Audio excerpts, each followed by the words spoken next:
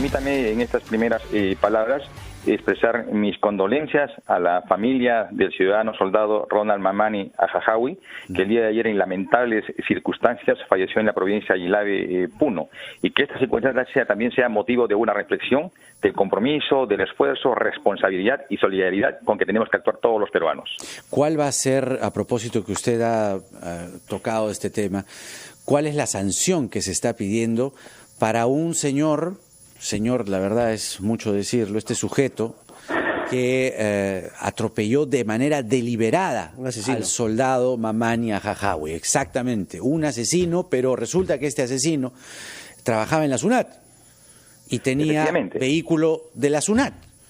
La sanción debería ser el doble. Es el propio Estado contra el propio Estado. Exactamente, ¿no? Todo el rigor y peso de la ley. Este ciudadano suspendido en el acto en sus responsabilidades funcionales administrativas, obviamente la apertura de los procesos penales a instancia del Ministerio Público y esperamos la celeridad del caso por parte del Poder Judicial, porque no solamente es sancionar estas circunstancias, sino especialmente dar un mensaje de que en estos momentos todos los peruanos, en la condición y en el lugar que nos encontremos, tenemos que asumir con responsabilidad nuestras funciones. Y esta es una circunstancia extrema que la lamentamos. Premier, quería consultarle sobre el cambio en el Ministerio de Salud. ¿Qué es lo que ha fallado en la anterior gestión para este cambio que justifique esta dimisión? Y además, ¿qué cambios van a haber en la estrategia de prevención y tratamiento del nuevo coronavirus? Mire, primero quiero reconocer el esfuerzo y compromiso asumido por la doctora Elizabeth Inostroza como ministra de Salud. De una u otra manera esto obedece a una decisión política. Acudimos a una evaluación integral de todo el proceso de estrategias que se vienen llevando a cabo para contener esta corriente a la ofensiva que nos tiene sumidos el coronavirus.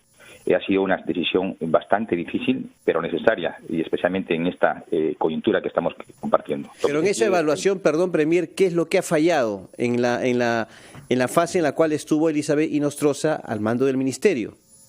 Mire, lo que se quiere es darle una nueva connotación, un nuevo perfil a lo que es el tratamiento del coronavirus. Ya estamos en una fase de responsabilidades mayores y se hacía necesario, y por eso decía que ha sido una decisión bastante delicada, reimpulsada a través de la presencia de una persona que lidere un proceso en una fase en la cual se tiene que contar con nuevos elementos de trabajo. Y en este caso, Víctor Marcial Zamora Mencía tiene estos, en cierta forma, pergaminos que de una u otra manera dan certeza en las decisiones que se estén tomando. Es muy delicado este tema, Premier, no por el hecho de, en este momento de guerra, ponerse a discutir si tal o cual asunto o tal o cual razón, pero sí es necesario explicar claramente las razones, teniendo en cuenta que en medio de la guerra, que se cambie a uno de los mandos, ¿no?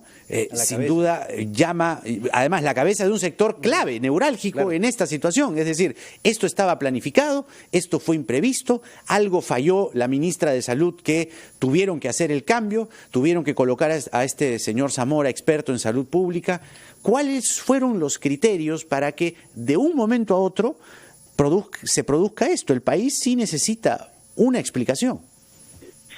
Desde el Consejo de Ministros y también en la Comisión Multisectorial estamos en permanentes sesiones de trabajo. Muchas de ellas participa el señor Presidente de la República, lo que implica evaluaciones, reacciones y cómo se va comportando todo el aparato estatal y obviamente de manera especial el Ministerio de Salud. Y tenemos una responsabilidad no solamente como gobierno, como Estado, de dar las respuestas necesarias y oportunas. Y a efecto de ello y consecuencia de esta permanente evaluación es que como gobierno nos vimos obligados a tomar esta determinación. Creo que el escenario no nos permite estar dilucidando los pormenores del por qué. Obviamente aquí en estas circunstancias críticas lo que cuentan son los resultados. En su momento seremos convocados seguramente al Congreso de la República para dar las explicaciones políticas que el caso ameritan.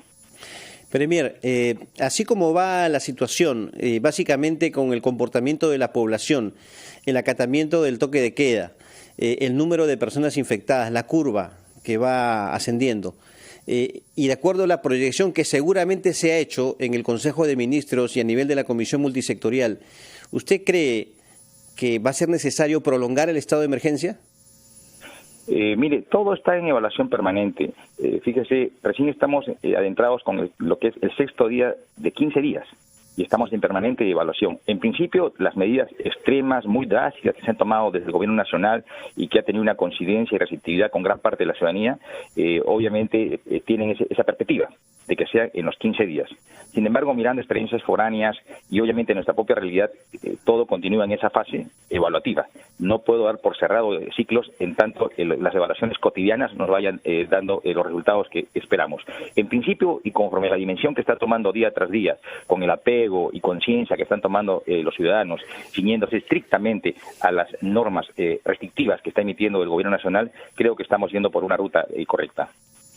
Ahora, esa ruta correcta debería darnos luces de lo que justamente Carlos está señalando, es decir, lo que se espera es que la curva vaya lentamente descendiendo, que la cantidad de casos que venía presentándose en un inicio, pues vaya ligeramente decayendo hasta estancarse.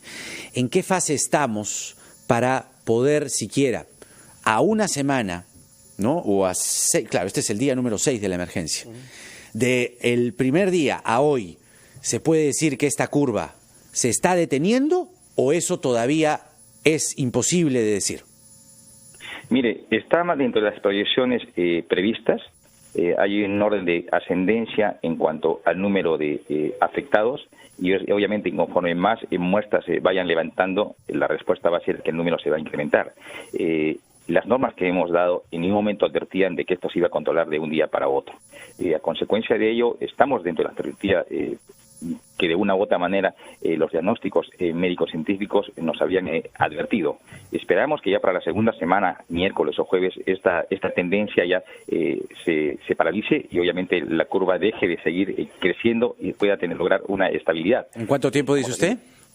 No, esperamos que en el transcurso de la próxima semana. De la próxima semana. Al 6º día. Estamos al 6º día de 15 días, y estamos a la mitad, ¿no? Pero de una u otra manera, o sea, los cálculos, y a la pregunta concreta que usted me la plantea, obviamente los cálculos están dentro de lo previsible.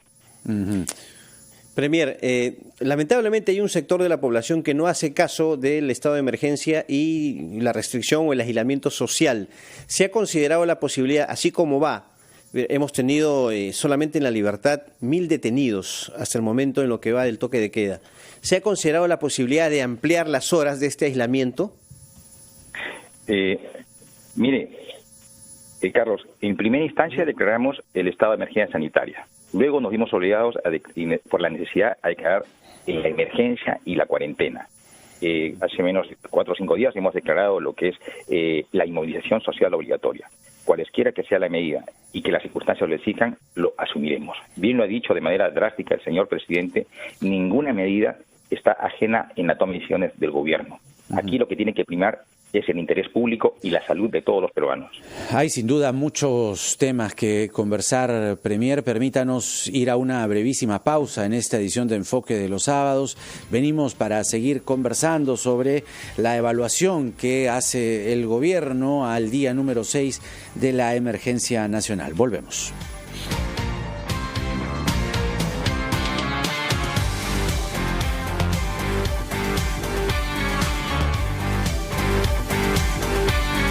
Son las 9 de la mañana con 20 minutos. Continuamos en este diálogo hoy en Enfoque de los Sábados con el presidente del Consejo de Ministros, el señor Vicente Ceballos. Premier, ¿cómo está mirando el gobierno la situación económica? En las conferencias de prensa a mediodía, que ya se han hecho habituales, la ministra de Economía ha venido dando anuncios respecto a cómo es que el gobierno piensa capear el temporal.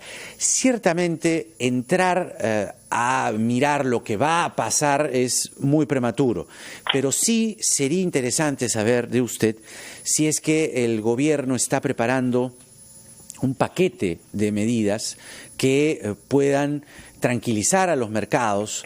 Hay una situación de preocupación en el sector aeronáutico. hay una preocupación en el tema referido a los tributos, los impuestos, los servicios y toda una cadena de producción que ciertamente está muy lastimada. ¿Qué está pensando el gobierno ya en una segunda fase? Estamos hablando ya de entrar a la segunda semana de la emergencia. Gracias por la inquietud, Jaime. Sin embargo, permíteme colocar un tema que me parece sumamente importante. Ayer el señor presidente en la conferencia de prensa hacía un llamado a los ciudadanos respecto a respeto a las normas que está brindando el gobierno, porque había un número importante de ciudadanos que estaban desacatando. Y la mejor evidencia, tenemos información a estos momentos de lo que ha acontecido en la inmovilización de anoche. Hay alrededor de 216 personas detenidas en Lima, 1.104 personas a nivel nacional. En el caso de vehículos que circulaban de forma irregular, son 1.129 vehículos en Lima y 678 vehículos en provincias. Creo que las cifras nos liberan de mayor comentario. Aún hay un sector de ciudadanos que no están tomando conciencia de la delicada situación en que nos encontramos. No le alcancé a escuchar los vehículos a nivel nacional. ¿Cuántos? Sí, son 1.129 vehículos en Lima y 678 vehículos en provincias. Es un número bastante importante. Por eso le consultaba, perdón, Premier, que le interrumpa, por eso le consultaba si es que ante este número que nos parece realmente considerable de personas que no respetan las normas, si es que podría haber o se ha pensado en la posibilidad de medidas más drásticas a nivel de aislamiento y también de tránsito peatonal y vehicular. Carlos, ninguna medida está descartada. Hoy tenemos Consejo de Ministros a las 10 de la mañana, los ministros de Defensa y el Interior darán cuenta y día tras día estamos tomando decisiones. No es que se tome una decisión un día y se determine la próxima semana, no. Estamos en sesión permanente. Lo segundo, también se ha dado un número considerable de llamadas capciosas, malintencionadas. El Ministerio de Transportes ha suspendido por 30 días alrededor de una centena de números telefónicos. Igualmente también en el tema de especulación es necesario puntualizarlo, ¿no? Porque esta última semana especialmente ha habido unas corridas de acaparamiento, que se van a cerrar los mercados, inclusive motivó que el precio del limón suba de una manera incontrolable, ¿no? Debo decirle a estas horas y por información del Ministerio de Agricultura que el gran mercado mayorista en el día de hoy han ingresado cerca de 7.000 toneladas. En el mercado número 2 de frutas han ingresado 2.260 toneladas de fruta, algo mayor a la semana del sábado pasado, ingresaron 2.136 toneladas.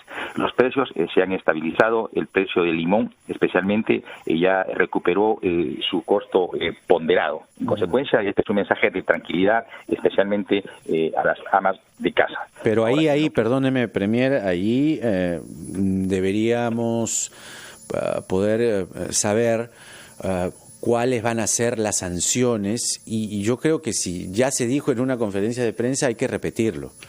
Si tenemos este panorama en el cual han entrado 7.000 toneladas en Santa Anita, 2.260 toneladas de fruta, el precio está, digamos, en el rango razonable de limón, si es que la situación de especulación persiste, porque usted sabrá que persiste, ¿cuáles van a ser las sanciones?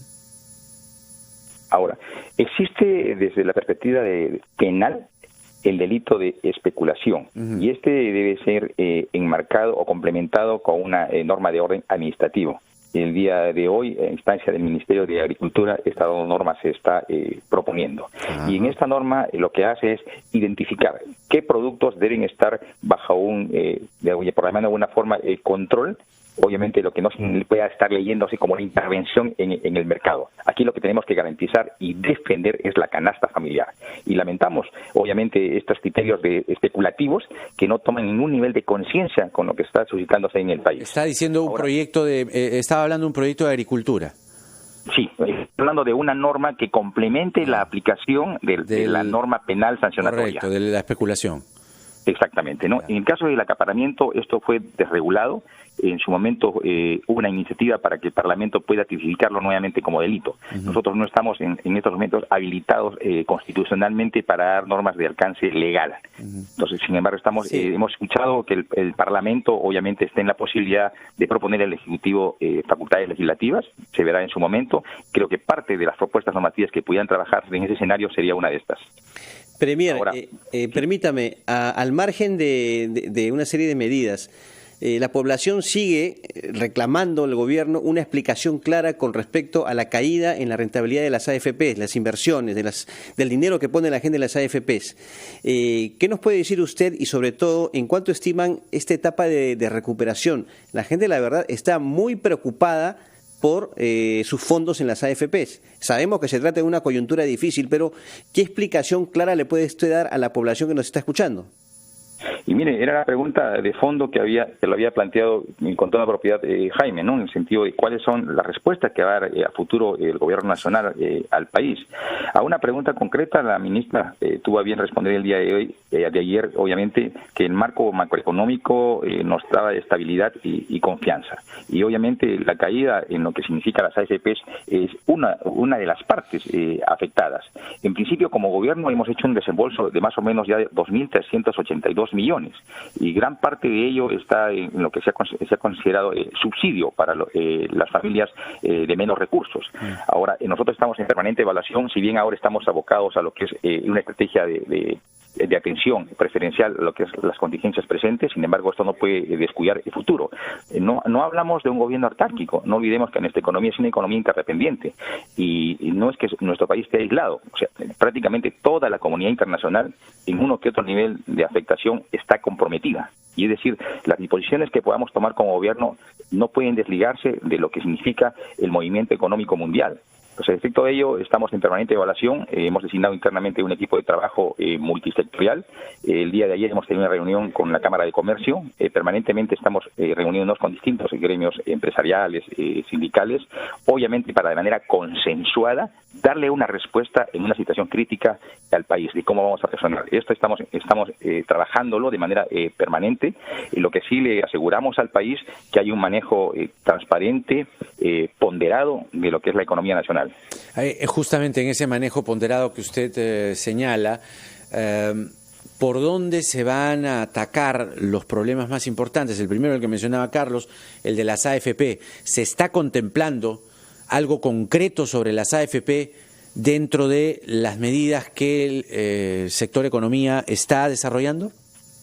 Mire, esta amerita distintas respuestas, ¿no? Compartíamos el día de ayer algunas iniciativas que han planteado ya algunas bancadas en el Parlamento, ¿no? Una que es liberar al 100% a aquellos que tengan un fondo menor a los 10.000 soles, u otras que signifique un retiro de aquellos que no tengan un vínculo laboral por más de 3 años. Se han planteado distintas iniciativas ya desde el ángulo político parlamentario, ¿no? Sin embargo, como gobierno, obviamente estamos en evaluación. Entiendo que en los próximos días debe darnos un informe la Superintendencia de Bancas a este respecto. Es un tema que está tocando la economía de las familias peruanas, porque sus fondos de una u otra manera están grave y prontamente acortándose, ¿no? Ahora, la respuesta es quizás por ahí se sugirió que pasen de un fondo a otro, pero es que esto no se hace tampoco de un día para mañana. O sea, esto toma su tiempo y son más o menos 2 meses. Y en 2 meses ya los fondos han mermado sustantivamente. Entonces, esto tiene que ser consecuencia de una evaluación bastante razonada y ponderada. Obviamente está en la mesa de trabajo. Yo no puedo adelantarme qué criterios o qué perspectiva tiene la respuesta que da el gobierno. Lo que sí puedo decirle es que está en revisión y obviamente velando como corresponde a un gobierno responsable por la economía del país. Premier, permítanos, por favor, tenemos que ir con la pausa comercial y luego retornamos para seguir este diálogo, si fuera tan amable.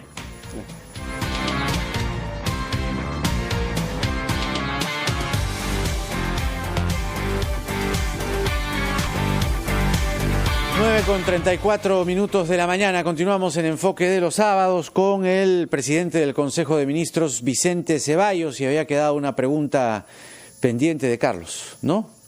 Bueno, yo quería más bien aprovechar la oportunidad, Jaime, ahí tenemos varias preguntas pendientes, ¿eh? Sí. Al Premier, abusando de su gentileza, pero, por ejemplo, ya que tenemos nuevo ministro de Salud, ¿cómo ha tomado usted las críticas, usted y el Ejecutivo, respecto a la posición ideológica del ministro, ¿no? Lo califican de rojo, de comunista, que sus ideas pueden entorpecer una adecuada gestión en el Ministerio de Salud? Han sido críticas apenas se conoció su nombre. Premier. Usted sabe perfectamente, como un periodista analítico, de dónde vienen esos comentarios o críticas. Y como gobierno no estamos para mirando al costado ni para atrás en la perspectiva política. Estamos para mirando de frente a un problema concreto y real que lo estamos compartiendo con responsabilidad frente al país. Estos temas no pueden distraernos. La experiencia, el conocimiento, la formación y el expertise del doctor Zamora obviamente es una garantía para darle un redireccionamiento a lo que es el manejo de la Rectoría del Ministerio de Salud en estas materias. ¿De dónde vienen esas críticas, Premier? No, tienen una connotación política que no es el caso comentarlas, Carlos. Creo que esto no puede distraernos en un enfoque integral que tenemos que tener respecto a cómo sostener, cómo confrontar y cómo asumir responsablemente esta crisis del virus. Premier, ¿cómo evalúan ustedes, que además están en el comando de esta situación, al mando de una emergencia, cómo evalúan el hecho de que varios congresistas, sobre todo los que vienen de regiones, estén anunciando su regreso a regiones? Eso implica un traslado por carretera, algo que está prohibido. Más aún, si queremos ser rigurosos en las normas de sanidad, la ceremonia en la que estuvieron allí, la juramentación, un ambiente cerrado, 150 personas, se abrazaron, se dieron la mano, se dieron beso. Yo no sé si esta situación califica como para que puedan viajar de regreso a sus regiones. Y además, Jaime, han convocado a juntas de portavoces para la semana que viene. O sea, ¿esto, Premier, no va en contra de las normas del estado de emergencia? Un comentario objetivo. O sea, un parlamentario y ya instalado, obviamente, tiene que dar muestras de liderazgo y, sobre todo, en su actitud, asumir mensaje en cada gesto. Nosotros, inclusive, cuando hacemos las conferencias de prensa o cuando acudimos a lo que son los consejos de ministro, estamos guardando las distancias que médicamente corresponden. Creo que está pasando un mayor ejercicio de compromiso. Y fíjese, el tema es tan delicado porque cuando, como gobierno, no solamente hemos decidido el cierre de fronteras, sino también el tránsito interprovincial. Y cuando el presidente dio cuenta ayer de la estadística de 263 positivos en las muestras, veíamos de manera provocativa el hecho de que, por ejemplo, en Junín, que no está dentro del mapa hasta hace 2 días atrás, aparece con 9 personas afectadas. Es decir, esto está cobrando ya una incidencia de envergadura nacional. Y hoy, si a través de estos gestos se pretende de una manera trasladar a una persona, mire, si va una persona, se abre la puerta y se van 10, se van 100. Entonces, tenemos que ser conscientes de cuál es la perspectiva que hay detrás de cada norma restrictiva que se ha dictado. Y el objetivo no es otro que velar por la salud de todos los peruanos. La salud de un peruano implica la salud de todos en general, por los síntomas y grados de contagio que pudiera haber. En ese concepto, creo que ¿deben viajar o no deben viajar? Mire, en principio, si están en la ciudad de Lima, deben quedarse en la ciudad de Lima. Como todo ciudadano responsable debe hacerlo. Y es más, deben ser un ejemplo para el resto de ciudadanos. ¿Y no cree usted que hay un intento de aprovechamiento político de parte de estos parlamentarios en medio de una situación de emergencia? No, yo no quiero entrar en ese calificativo, Carlos. No, le pregunto. No estoy para generar mayores contrastes, estamos más abocados a lo que son nuestras responsabilidades. ¿Cómo desde su despacho, desde la presidencia del Consejo de Ministros, señor Ceballos, se está evaluando la situación de los peruanos en el exterior? Hace un momento hemos conversado con el canciller Mesa Cuadra, nos ha entregado información que sin duda es importante, pero queremos saber de usted cuál va a ser finalmente el plazo para el tráfico aéreo que permita que ciudadanos peruanos finalmente puedan volver. Es verdad, y eso lo han dicho ustedes en la conferencia, que aprovechando lamentablemente esta situación de peruanos varados, hubo otros peruanos que viviendo en otros países quisieron venir, quizá por estar cerca a sus familias. ¿Va a ser hoy el plazo final, el plazo último para la llegada de peruanos en el extranjero? Jaime, mire, el jueves de la semana pasada se dictó una primera medida del cierre de fronteras Europa y Asia. Sí. Y se dispuso por parte de Cancillería un empadronamiento tanto en las embajadas como en los consulados. Y el día antes de ayer, el señor canciller nos ha dado cuenta que son 18.700 personas las empadronadas.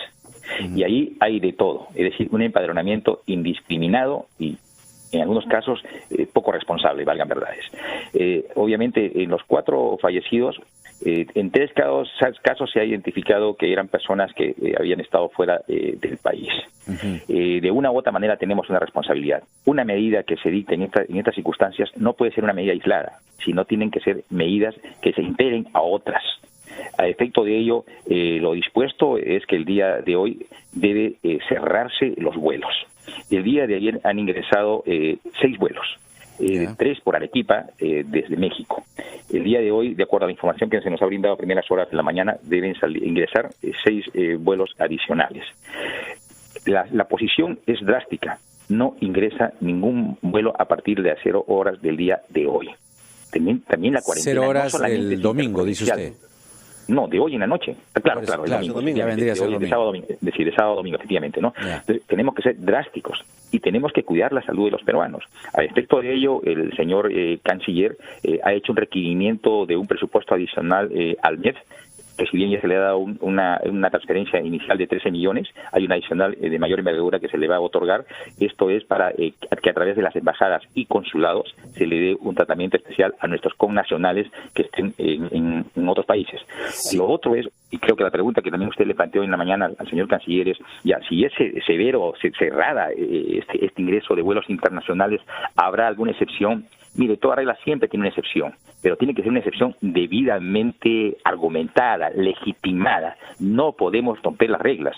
Hace un momento compartíamos con usted, estamos al 6º día. Nos quedan por delante todavía 9 días. No podemos hacer un esfuerzo mayor. Entendemos, respetamos todo el derecho que tienen los familiares, los padres de las personas que se encuentran fuera del país. Lo entendemos. Vamos a ver, estamos evaluando, mejor dicho, todos los mecanismos para que tengan una atención prioritaria por parte de nuestras embajadas y nuestros consulados. No va a haber un abandono en absoluto. Sí, porque han habido, Premier, denuncias sobre gente que ha acudido a los consulados y no los han atendido, les han cerrado las puertas. Ya, la disposición es todo lo contrario. Ayer hemos tenido una reunión bastante prolongada de los sectores que están relacionados a este eje temático. Va a haber toda la disposición, como reitero una vez más, se le va a otorgar un presupuesto adicional a la Cancillería para una atención a cada peruano que se encuentre en el extranjero y que quizás no tenga la posibilidad de estar retornando. Y si hubiera una circunstancia extrema, pudiera darse algún nivel de excepción, pero le digo, tendría que ser muy, muy justificada y legitimada. Esto último es importante, Premier, comprenderá usted. Quiere decir que si hay peruanos que no pueden regresar porque el plazo se vence esta noche a la medianoche, las embajadas, los consulados, ¿podrían acoger a estos peruanos? No solamente acogerlos, tienen la responsabilidad de brindarles todas las facilidades. Nuestro representante de Estado ante otros países son nuestros embajadores o nuestros consulados, y a efecto de ello tienen esa responsabilidad funcional. Y obviamente si la limitación es presupuestal, justamente el canciller insistía en eso, o sea, se le está dando una disponibilidad presupuestal adicional, de tal suerte que la carencia de recursos no sea una excusa para no atender oportuna y pertinentemente a cada ciudadano nuestro. Una última pregunta de mi parte. ¿No va a haber más cambios ministeriales en sectores sensibles a esta lucha contra el coronavirus como hubo ayer? No, definitivamente no. Delo por cerrado el tema. Muy bien. Muy bien, Premier Vicente Ceballos, gracias por esta información. Sin duda queda un manto de incertidumbre sobre lo que va a pasar con los peruanos en el exterior. Usted dice y asegura esta mañana que hay presupuesto en las embajadas para acoger a los peruanos o darles un hospedaje. Ahora, la información que tenemos es que, por ejemplo, en Madrid los hoteles cierran el 26 de marzo. Entonces, en ese caso, por ejemplo, ¿dónde los acogerían, no? No, estamos hablando que ya se le ha otorgado un presupuesto inicial de 13 millones y se le va a brindar un presupuesto adicional. Ahora, hay casos de casos. Tampoco podemos ser ciegos a una realidad.